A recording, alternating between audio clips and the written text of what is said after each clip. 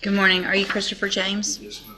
And Mr. James was previously in court, entered a plea of guilty to the first-degree felony offense of intoxication manslaughter with a vehicle. I've received the pre-sentence report and also a supplemental memorandum from probation that includes several letters from the victim's family members. Has everyone had an opportunity to review all of that? Yes, we have, Your Honor. Are there any additions or corrections to that pre-sentence report? No, Your Honor, I just want to make the court aware, Mrs. Addison, the deceased's wife, would have been here today to do victim impact. She had to go to the hospital yesterday. She's able to tune in, I believe, and watch us. The rest of Mr. Addison's family is here, and his mother is going to want to do victim impact at the end of sentencing. Okay, thank you, Mr. Nichols. Any witnesses with regard to sentencing? No additional witnesses, Your Honor. All right, Mr. Lewis, you may make argument. Okay. Judge, of course, this was a very tragic situation that is Broken heart. Right here, the defense attorney starts humanizing James, emphasizing tragedy, remorse, and transformation. It's a classic mitigation strategy. Paint the defendant not as a monster, but as a man who fell and is trying to stand back up. But remember, remorse only goes so far when a life's been lost. affected a lot of people. Mr. Of course, the decedent, Mr. Addison, his family, as well as Mr. James and his family.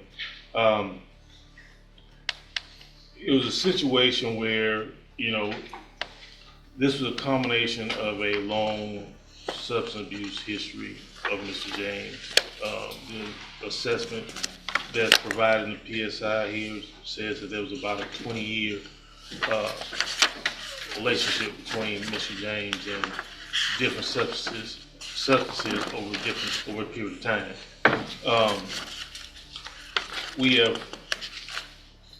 The one thing I can say is that once Mr. James went through this situation with this accident, he has been doing everything he can to try to better himself. He has got his high school diploma. He's was baptized and has definitely changed his ways and going to his faith and continuing in that regard. He's also got some different certifications that he was able to receive dealing with OSHA. I think it was Men's University, things of that nature to try to better himself, Judge. Now, it's no secret he does have a long criminal history. That even included dealing with PCP, which is the same substance that was involved in this accident. And as well as, other serious offenses.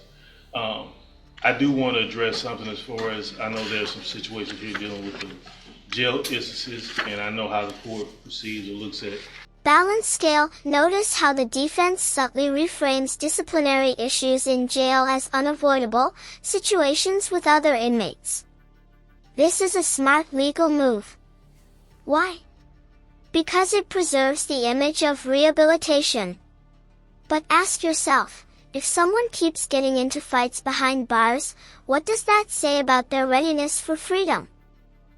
The situation here dealing with those, Mr. James, if you look at these situations, majority of them did come from situations involving him and other inmates, as far as any type of fight or anything like that, which unfortunately some things he can't avoid. But as far as anything dealing with being disrespectful or anything towards jail employees or things of that nature, there's one situation I think that they were talking about that it wasn't an actual write-up, but it was notated. He has been a trustee over there for a period of time at the jail as well.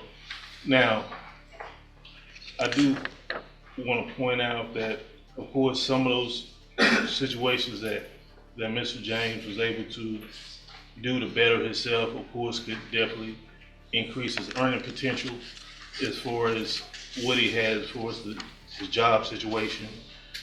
He does have significant family support. His brother is here today in the courtroom, who in any way is there to try to help him, including helping secure employment. My understanding is the plan, once he is able to be released, is for him to be moved to Houston, Harris County area, to be close to his brother, to help him with everything over there. Now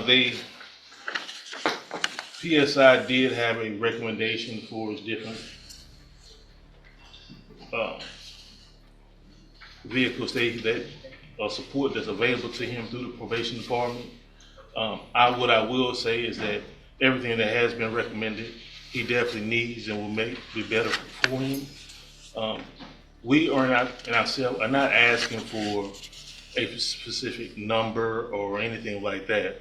We just want him to be able to, of course, make amends for this situation as much as possible, which could include some of the restitution there. I think the amount is over $100,000 for his restitution there to the family.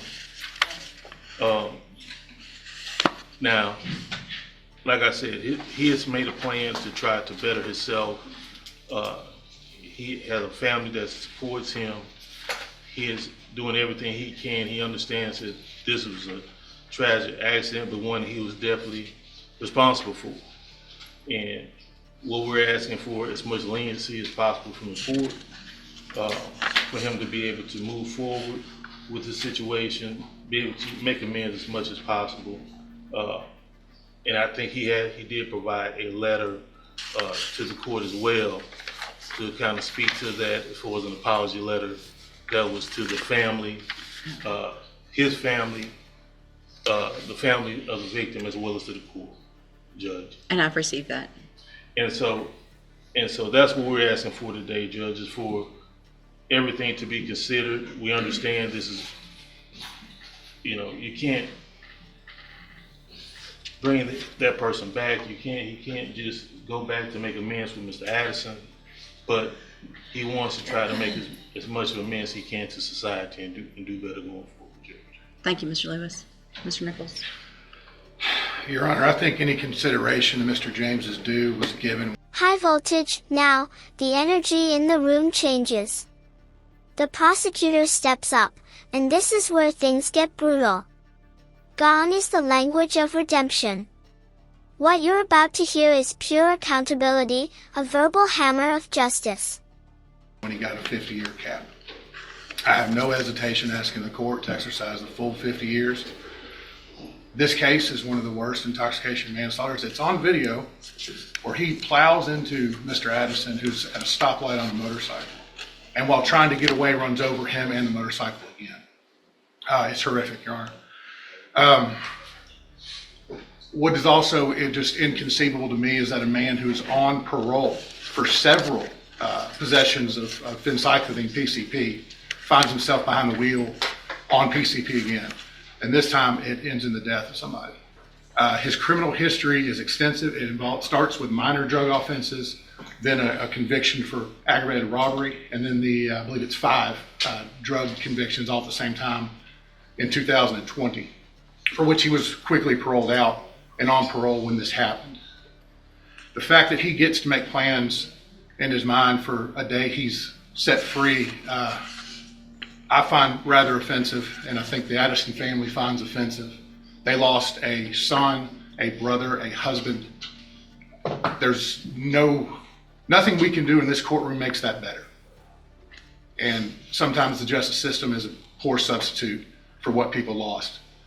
I think the best we can do at this point is this man spend 50 years in prison where he cannot hurt anybody else due to his own selfish decisions and continued use of substances. It's in the pre-sentence report. He minimizes his own addiction, his own dependency. He even claimed he did not know how he could have gotten PCP in his system the day this happened, that maybe he touched a bottle and it transferred through his skin, and I find that reprehensible, Your Honor. And that's why I'm asking the court for that full 50 years. All right, thank you. So, Mr. James, a couple of things that Mr. Nichols didn't say that I think are also extremely important is this isn't your first driving while intoxicated. This is your third. And so you didn't learn in '06. Balance scale, and there it is. The judge drops what's arguably the case's most damning fact. This wasn't a one-time lapse, but a pattern. Under Texas law, multiple DWIs signal not just recklessness, but disregard for public safety.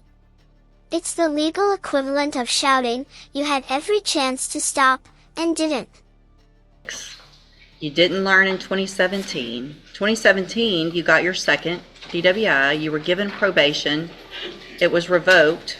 I appreciate that you entered a plea of guilty because for myself and for the family, I'm glad we didn't have to see what it looks like this would look like on a video because it is just horrible. And the fact that you are truly saying that you think you touched something and got PCP when you have had PCP cases over and over and over again, and you're on parole for possession of a controlled substance and you kill someone. It's a nightmare. Sure, go ahead. Can I say something? You know, that night that accident happened, I've been clean. The entire time I was on parole.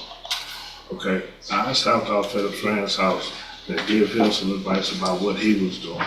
And during that time, I did contact a bottle of his. You know, I was not high at that time at all. It was in your system. Yes, ma'am. If you know how I fight you.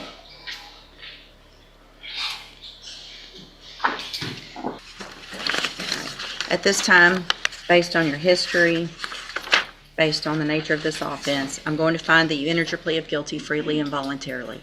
I'm going to find sufficient evidence to find you guilty, and at this time find you guilty of intoxication manslaughter. I'm going to sentence you to a term of 50 years in the institutional division of the Texas Department of Correction. There will be a deadly weapon finding based on the indictment alleges a deadly weapon.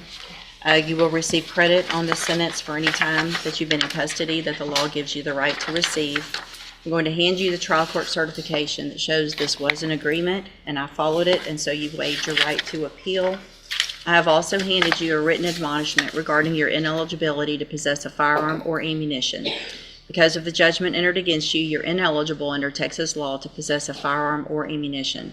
Possession of a firearm or ammunition could lead to charges against you. Firearm is a legal term, and you should read the written admonishment I provided you to see what devices qualify as a firearm.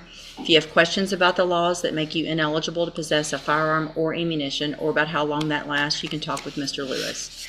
There's really so many other things I could say about how horrible this is, and rarely am I out of words, but I really don't have the words to say what a tragic circumstances based on your behavior this led to.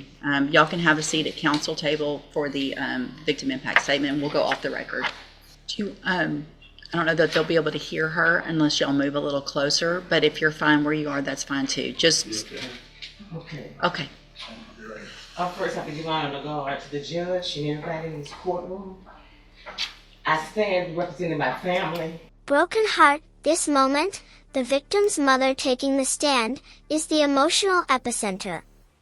Her pain cuts through every legal argument made before. You can feel the real cost of the crime, the empty seat at every family gathering, the wound that never healed. If you've ever wondered what victim impact statement truly means, this is it.